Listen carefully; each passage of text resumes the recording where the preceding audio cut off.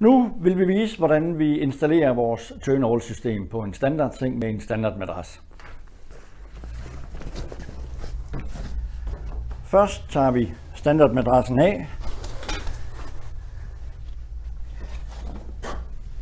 Og så tager vi vores turn-all taske frem.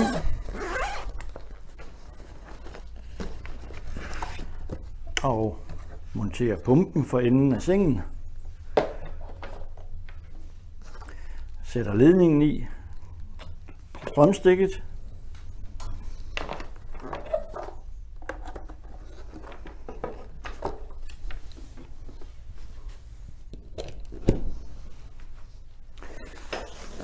Og så tager vi vores madras. Lægger på sengebunden.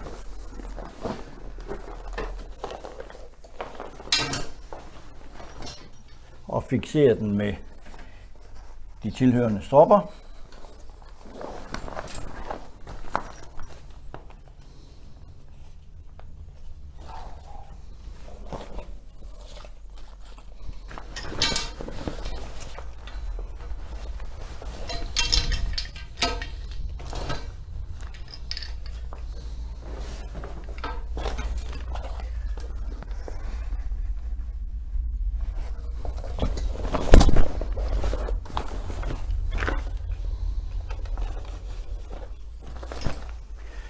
Så glatter vi lige madrassen ud på sengebunden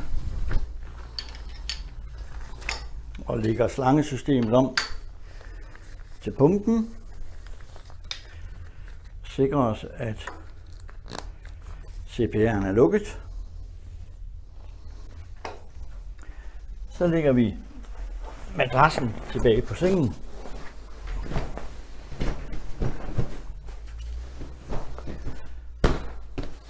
Og tilslutter slangesystemet til pumpen.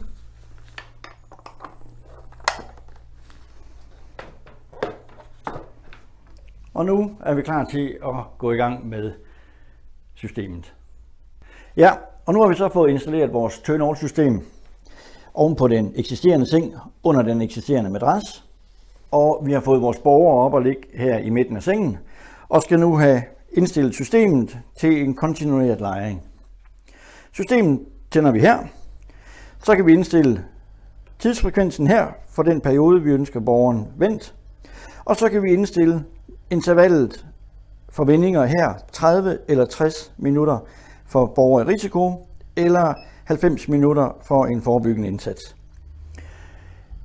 Borgeren ligger så skiftevis nu i 30 grader sideleje på den ene side, og samtidig har vi et 5 grader modhold på den modsatte side, som forhindrer, at borgeren rutscher og dermed skaber vævsskade eller skær, og samtidig giver det borgeren en tryghed for ikke at føle, at man falder ud af sengen.